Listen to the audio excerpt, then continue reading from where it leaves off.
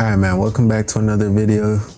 Hope your day is going good, and in today's video, what being a billionaire really looks like. Video by Johnny Harris. Yeah man, so I got sent in this video. You know, over here at BG Reacts, we like to chill, relax, vibe out. And so today we're gonna put our shoes in a billionaire, our shoes in a position like we're billionaires today, right? We're gonna see what it really feels like, so let's see.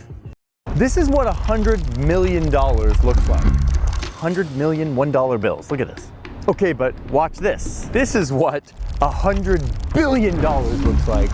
Whoa. Holy shit. That's $100 billion. There's like 19 people on Earth that have this much money. Oh, and by the way, one of these guys just bought a house right up the road here in Washington, D.C. Remember when we did the piles of cash? This is what $100,000 looked like when we did that visualization. So yeah, we're in a whole different echelon now. I want to show you the lifestyles of people who are worth this much money versus this much money. So we've been talking to experts, interviewing people who work with the ultra wealthy to construct real world scenarios of what these people's lives look like, what kind of influence they have in society, to understand what and who they can buy. Oh, and by the way, we're launching a media company. It's called New Press. It's going to be very different than anything you've ever seen. It's going to be about transparency, letting you have insight into our journalistic process and contribute to it. There's already a lot of people on the wait list. If you want to be one of them, go to newpress.com, sign up. You'll be the first to know when it launches and what we're up to. You can even help us design it. That's newpress.com. Okay, that's all. So first up, let's start with $100 million. My name is Scott. I started a candy company and I grew it over many years, and I eventually sold it to a big giant candy corporation. And because I started the company, I own most of it, and so I got a huge payout from this sale. Between that and a bunch of other investments over the years, I now have a net worth of $100 million. Wow, that's a big number. My primary residence is New York City, where 818 other centimillionaires live. Centimillionaires is like 100 millionaires. I'll show you my New York City house in just a second. But first, let's talk about my fortune and how I can spend it. Now, I can't actually spend my fortune right now because all of it is in the stock market. The upside to that is that it grows and grows. My portfolio grows at 10% every year. So what if I just sell this $10 million return I got this year? This could fund some of my lifestyle. Ugh, but look at all these taxes. All in all, it's like 37% of that $10 million. I guess it still leaves me with 6.3 million bucks to spend. And look, I didn't even have to touch my portfolio. I'm still worth $100 million. Wait, is this video just tax calculations? No. Let's go find a house.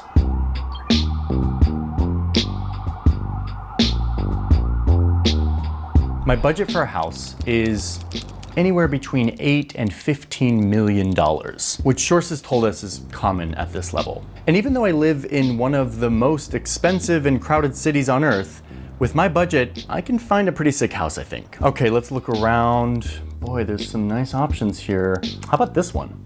$8.5 million. This nice apartment in Midtown Manhattan. The listing tells me that this is the epitome of refined living. A superior pre-war white glove cooperative. What does that mean? 4 bedrooms, 4 bath. This sun-kissed airy. This sun-kissed airy is one of the crown jewels of the Tony Enclave. What is it? Am I reading like a different language? What is the Tony Enclave? I don't know what any of those words mean, sorry. But I do know that it has a semi-private elevator and is the perfect setting for alfresco entertaining. And me, 100 millionaire, I am super into alfresco entertaining. I mean, this is looking like a pretty great house. It's got this super romantic painting above the mantle. And in addition to my real library, I also get a bathroom that kind of looks like one. By the way, this is only my primary residence. It's not my only home. I've got a couple vacation homes around the country and the world. This one in Miami, which is increasingly a playground for the ultra-rich, and this one in the south of France. And both of these have full-time housekeepers.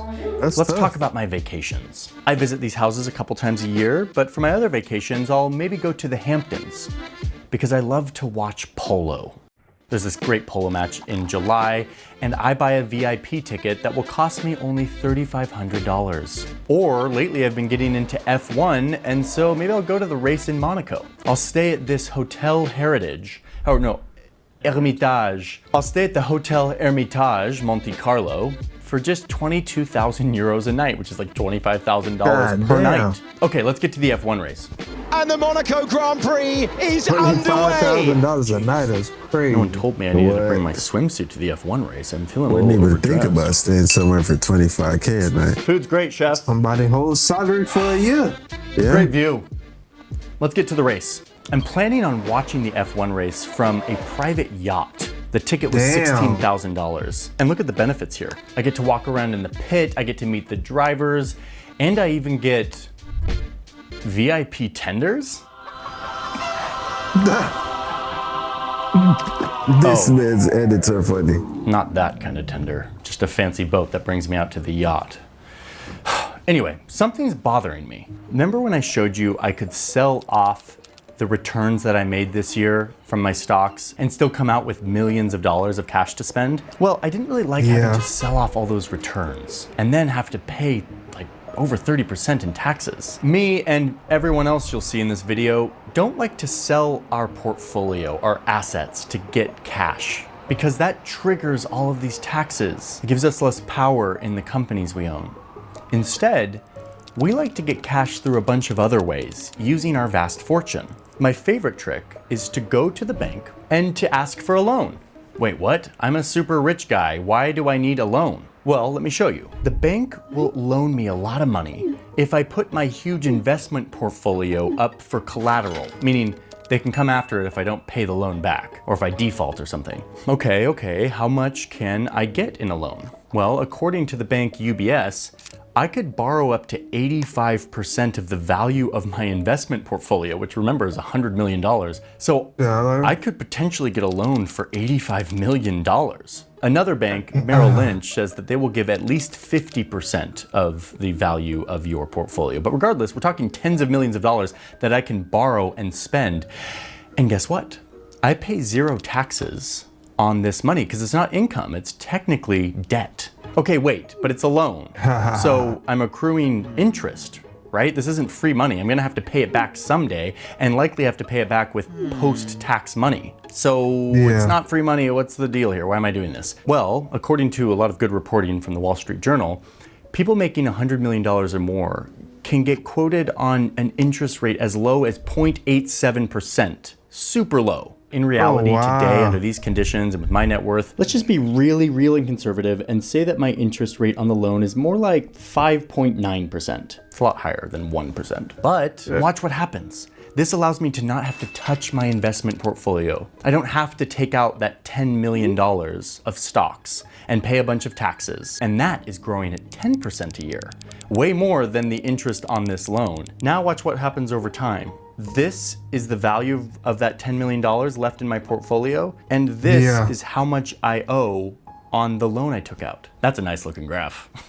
My wealth is growing way faster than the interest on my loan is accruing. So this tax-free debt thing is awesome, and it's one way that I will turn my net worth into spendable cash without having to sell off any of my stocks in my portfolio. Okay, no more tax math for now. I want to go buy some more stuff. It's time to talk about private jets and yachts. Sadly, I can't afford the private jet that I want. Womp womp. But this doesn't mean I don't fly private. These days, I can easily just book a jet like this one. It can take me from New York to Miami, and it only costs me $15,000. I can get from LA to Australia for $200,000 on this private jet. No.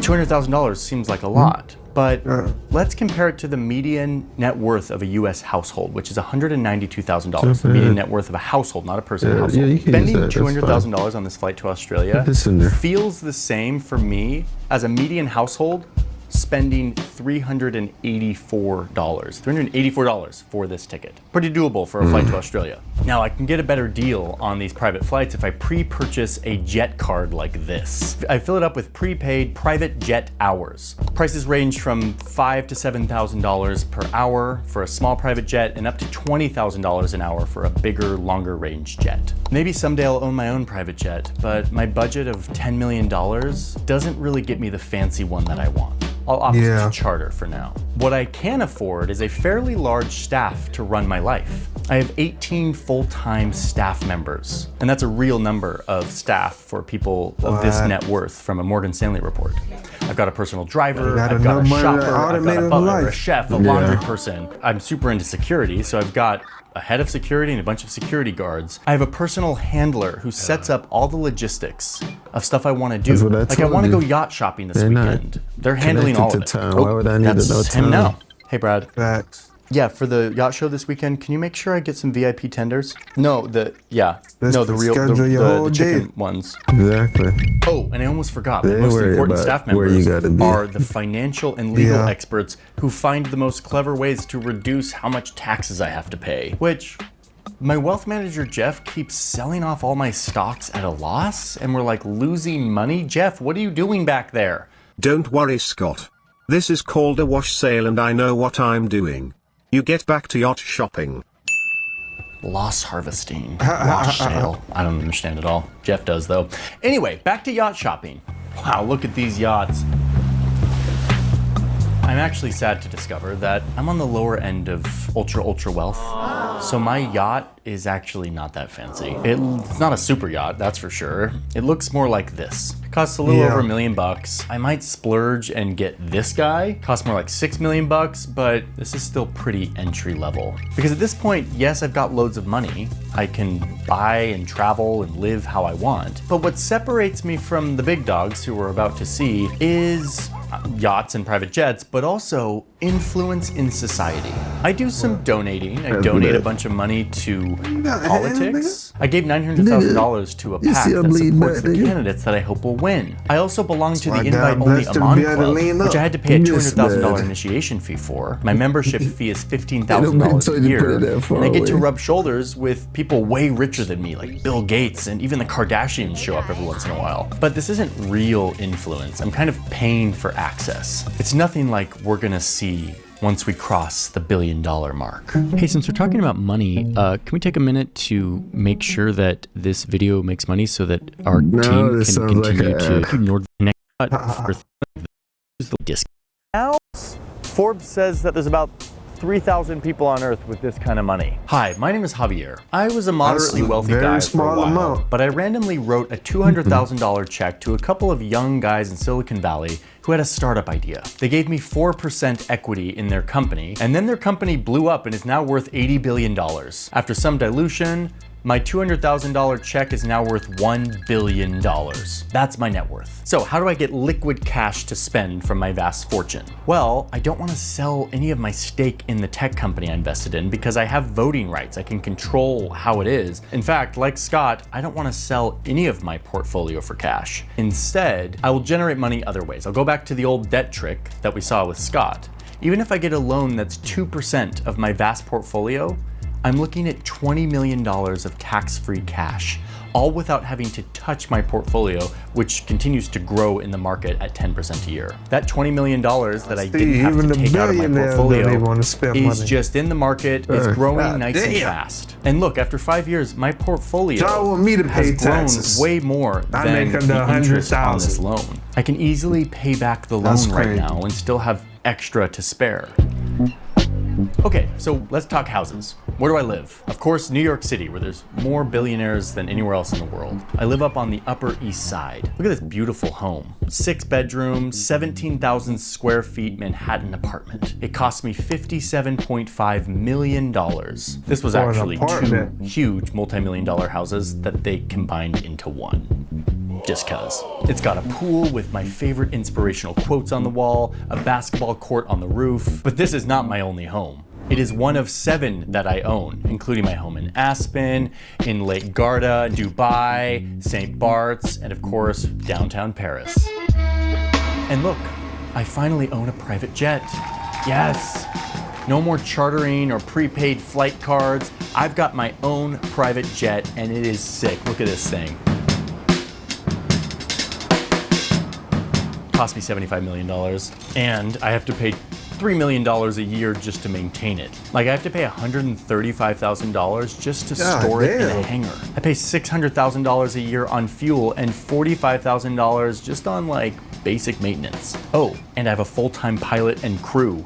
I spend over $700,000 just to keep them retained as my full-time flight attendants. And I finally can buy a respectable yacht. Look at this one. It's 131 feet long. It's got a pool and a hot tub on the deck. It can carry 11 guests and 9 crew members. And like my PJ, I have to pay a full-time crew to run this thing year-round, even though I only use it a few times a year.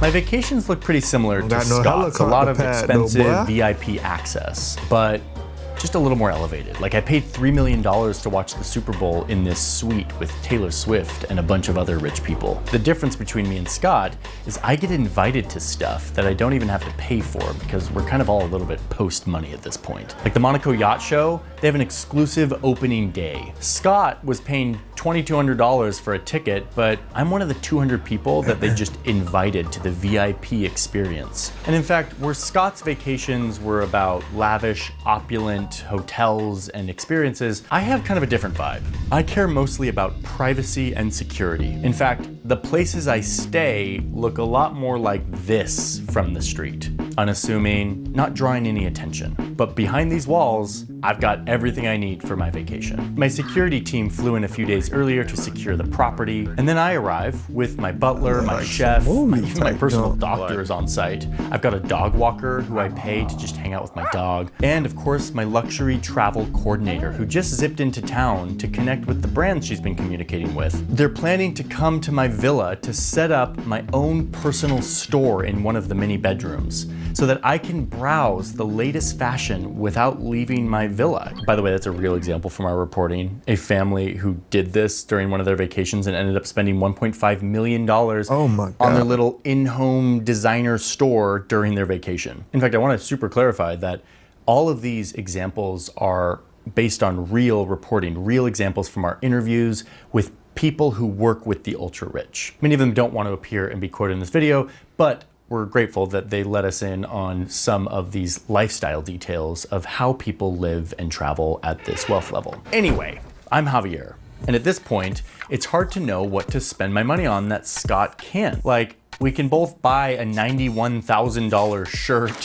which sales tax alone on this puppy is like $8 grand, $9 million painting. There's a few things that are out of reach for Scott that I can buy, maybe like this nearly $3 million bottle of whiskey. What I can do at this level is pay for hyper exclusive experiences, like paying my favorite band, the Eagles, to fly in and play me a show. I'll pay millions of dollars for this, and in fact, they've negotiated only playing Hotel California one time, but it was totally worth it. And yes, that $6 million private concert is a real example too. Anyway, let's go back to security, because now that I'm a billionaire, I'm a little more well-known, and my security team has grown. But I'm also starting to get a little more paranoid, thinking about how I'm planning for something apocalyptic. We rich people think about this a lot. What if we lose it all? My vast wealth is in the market, in the economy. And if order breaks down, it could be worth nothing.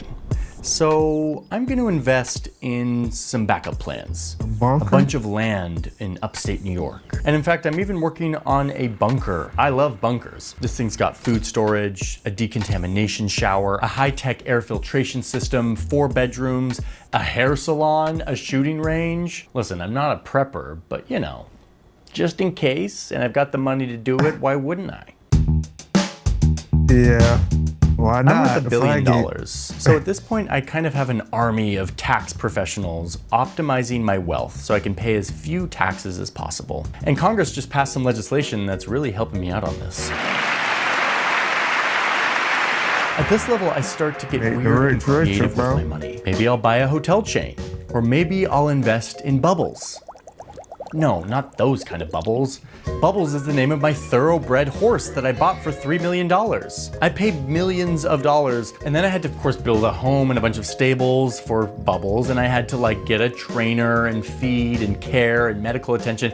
It's a lot of money, but it's a business expense. And Bubbles is a depreciating asset on my balance sheet. I'm supposed to try to make a profit off of Bubbles, but really I'm doing it because on race day, I love showing up to watch him race. Get to hang out with my friends, spend some time at the track, throw a big party, and watch Bubbles race. Come on, boy, come on. And summer is tomorrow, and a great start it goes in. Bubbles. Nothing down to the wire.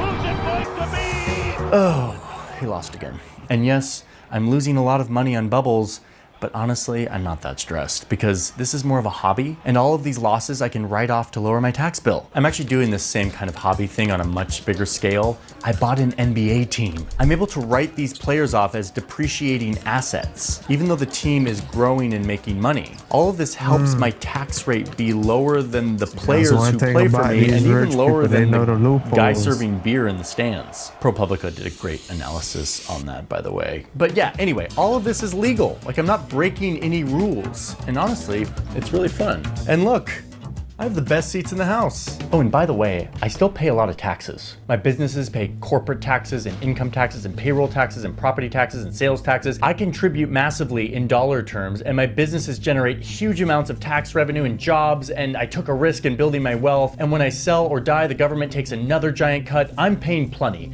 And in fact, I'm paying so much that I'm gonna use some of my influence to try to change that. I've got my eye on a Senate candidate. I've contributed $20 million to his campaign to get him reelected, and he won. Yes! It's a few months later, and Congress is working on a bill. It could have big ramifications for my business and therefore my net worth. And so I'm gonna call in my favor to the senator who I donated so much money to help reelect. I need him to insert 8 words into this massive bill to allow my business to qualify for a huge deduction. He does it. Last second, and I just saved hundreds of millions of dollars in taxes. 20 million bucks to get this guy elected in exchange for hundreds of millions of dollars in savings? That sounds like a good investment. Thanks, Congress.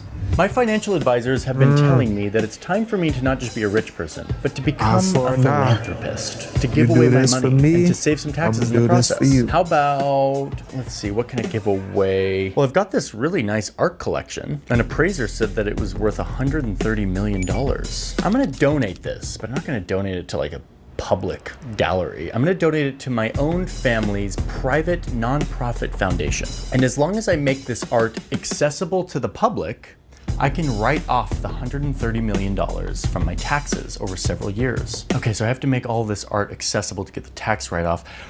What counts as accessible? Luckily, the IRS isn't super specific, so I've decided to open up the art room to the public, but just in kind of random 2-hour slots that you need a lottery to get an access to. There'll be only guided tours on random Wednesdays, no regular hours, no self-guided tours. That's accessible, right? I'm taking the tax write-off.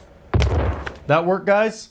Nice approach. Yes. And yes, that is a real example of philanthropy really being vanity projects with no public benefit. Thanks again to ProPublica for their great reporting on it. Okay, moving on.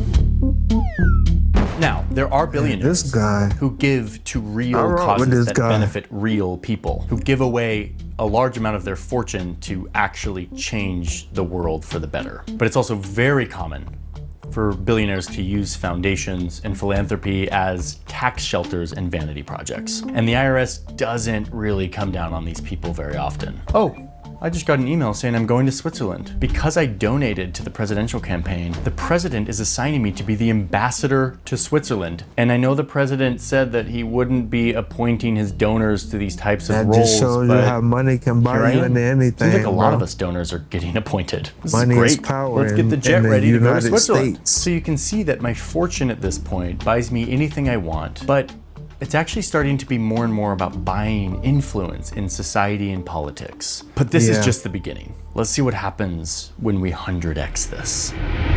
Okay, things are about to get kind of nuts because we're about to 100x this pile. To go from 1 billion to $100 billion. There's less than 20 people who have this much net worth or more. They're almost all Americans who started 20. technology companies. Elon Musk, the So world's all richest of man, these has are anywhere from less 4 to than 5 times 1%. as much, depending on the day. And at this point, there's no way I can billionaires. convince you how much money this is. Like, you would have to combine the incomes of over 7.5 million Americans toiling away, earning the median salary of $63,000 a year. 7.5 million people earning the amount of money controlled by one guy. Hi, my name is Bradley. I founded a technology company decades ago, and it is now one of the most valuable companies on earth. I still run it actively, and most of my $100 billion fortune is in the form of a huge amount of stock in this company. How do I even think about where to live?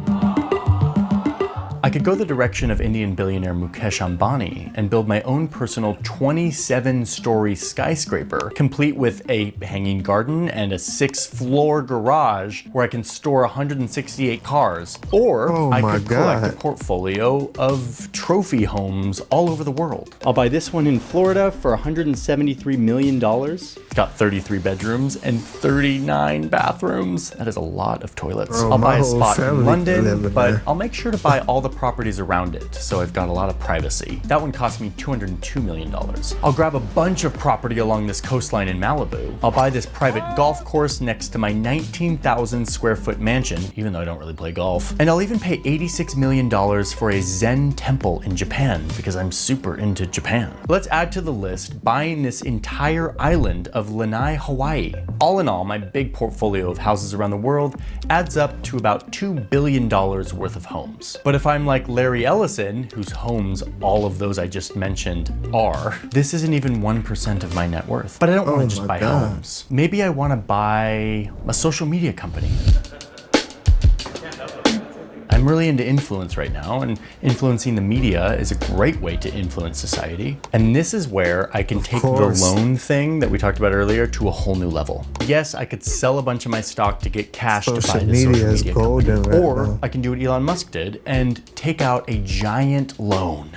Billions of dollars that I don't have to pay taxes on, that is based on my vast fortune. Musk was about to take out a loan of $12.5 billion, but then ended up taking about half that to buy Twitter. And this is what's wild, is the loan thing, at this level, I can plan to just do this forever. I never have to pay off these loans. I never have to sell off any of my stock. I could keep paying down the interest so it doesn't compound, but even if I don't, my fortune grows way faster than this debt accrues. And the real benefit of this happens when I get close to the end of my life. It's been decades. I have all these loans, they've grown, accrued interest, my fortune has grown way faster. And at the end of my life, I could sell a bunch of my portfolio, get a bunch of cash, and pay off all my loans before I die, so I don't leave my children saddled with all my loans. But I don't want to do that, because I would have to pay a huge amount of taxes if I did. And if you haven't noticed, I don't like taxes. My goal now, as I get close to the end of my life, is to set my family up to inherit my vast fortune in the most advantageous way possible. So I max out the gifting exemption. There's like $14 million I can do there, but that's like a drop in the bucket. I'll set up some trusts that technically remove control of my wealth and pays out a certain amount to the named beneficiaries, like my children and grandchildren, over a period of time, potentially forever. But watch this. My portfolio is a vast fortune that is mostly loaded with unrealized gains, meaning this is all money that has grown in the market. I haven't paid taxes on it yet because I haven't taken it out. The moment I take it out, I have to pay taxes. But what I can do is when I die, I can give this giant fortune to my daughter, let's say. And the moment I give it to her, boom, the clock resets. She inherits that fortune, and suddenly it's as if she has zero gains. Meaning she could sell this entire portfolio on day one and pay no taxes. Those unrealized, untaxed gains disappear, never to be taxed. And yes, there is a big estate tax that I have to pay when I die, but my army of wealth managers have figured out a way to buy an insurance policy that will pay that tax for me. Anyway, I'm not dead yet. Let's talk about yachts. Because at this point, at $100 billion, I can get the top of the line. Ew. Look at this 600-foot long, $600 million yacht. This thing has a crew of 80 people. It can cross the Atlantic without refueling. It's got a pool, a helipad, a movie theater, a golf training room, because I gotta practice my swing when I'm out in the Atlantic. I pay my crew super well. Many of my crew stay on board my yacht for years. Oh, and did I mention that it's not just the yacht? I also have this little shadow barge that follows my yacht around when we're out to sea. It carries extra fuel so we can be out on the water longer. It also keeps some of my car collection. Oh, what's that? You're burning to hear about my car collection? I have 2,000 cars. This giant collection is worth around $200 million. It's kind of my hobby. Another real example from this billionaire. And just when I thought I had the top of the line, there's something else I got my eye on. This super yacht airship crossover that's straight out of Star Trek. I want this. That was wild. Especially because the article says that, quote, crossovers can be oodles of fun when done right. I want oodles of fun. My super yacht's starting to look boring because I have to stick to the sea. But with this crossover, I can go anywhere because it literally turns into a blimp and goes onto land, and it costs about $1 billion. And yes, it's got all the bells and whistles, a pool, a sauna, a gym, a helipad, even cost to make that? and a nice big garage for my cars. And yeah, we gotta talk about my private jet. Oh, sorry, private jets. I have 3 of them and they're all huge. My favorite one is this one. This is the ACJ 350. It's got a cabin that's 167 feet long. Over 3,000 square feet of floor space on this sucker. I bought this thing for $360 million. And I spent another $100 million just to renovate the interior because I wanted a spa on board. I mean, totally worth it, right? Oh, and on a more grave note, I had to make a deal with my pilot that in case of the apocalypse, which I think about a lot, I'll let him and his family come with me to my compound. Like if we have to escape, I need to guarantee that I have a pilot to fly me away in case like the mob comes knocking. Where will I fly? Oh, I've got some options. I've got bunkers all over the place. Some of them have airstrips, so I can just fly right to them. My favorite one is in New Zealand, where a lot of us ultra wealthy are burying bunkers. This thing is buried underground. It's got a pantry, a gun room, a surgery station. This thing only cost me $8 million to build. But that's not including the couple $1,000,000 I had to invest in New Zealand for several years to qualify for an investor visa. So they'll like let me into their airspace. My other bunkers include huge pieces of land in Hawaii, where I have a huge full-time staff, including a person who raises my Wagyu cattle, just like my buddy Mark Z. He's got one too. We love Wagyu and hydrofoils. When I say and hydrofoils, cut to him on the hydrofoil out in the... We got this, Mark.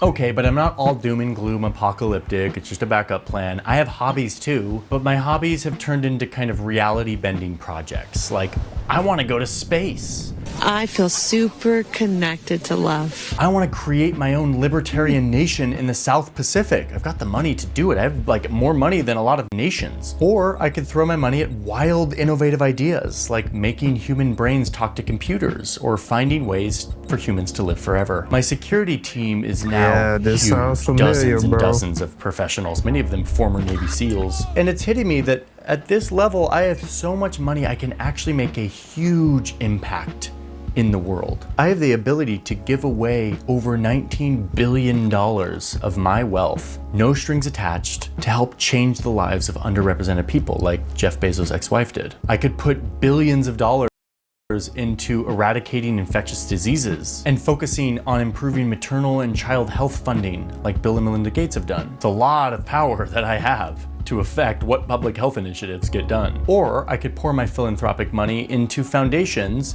that get me tax benefits and serve my own ventures and are completely controlled by me and my family. I could do either. And my level of influence is not just in the philanthropic causes I can fund. I also rub shoulders with the most influential decision makers in the world. Did I mention that as a part of my real estate portfolio, I've got this huge swath of beach in Florida where I've created an enclave for the rich. It's right next to the president's Florida residence, and it's where I make sure that I rub shoulders with the right people. This election cycle, I'm going to spend almost $300 million on getting my favorite candidate elected to be president. That seems like a lot. Is that legal? Actually, yes. Look, I have a front row seat to the inauguration, and the president is giving me the job I've always wanted, which is taking a chainsaw to the federal government.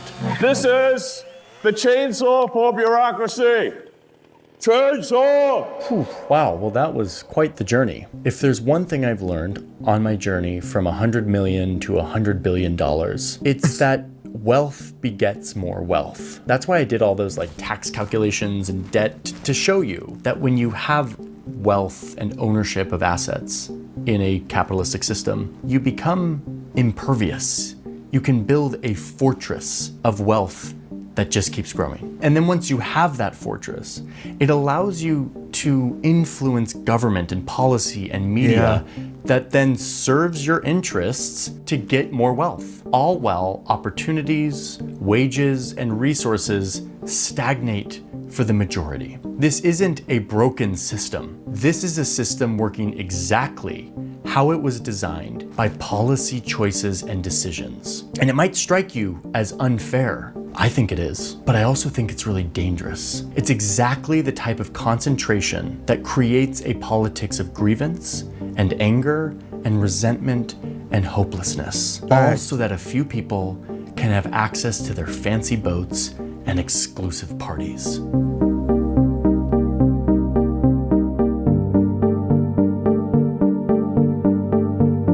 Yeah, man, great video by bro, man.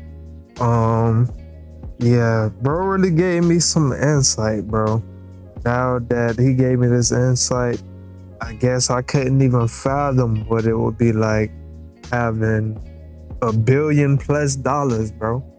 I couldn't even imagine it. Everybody growing up imagines being a millionaire, but $1 billion, that's a whole nother level. One thing about these rich people, they know how to find loopholes in the system, bro. That's one thing about it. That's how they stay rich, just finding the loopholes. So I appreciate bro for giving me some insight on money in this video, bro. Anyways, man, love y'all. Appreciate y'all, man. Binge watch the rest of the videos, man. We'll catch y'all in the next one. We out.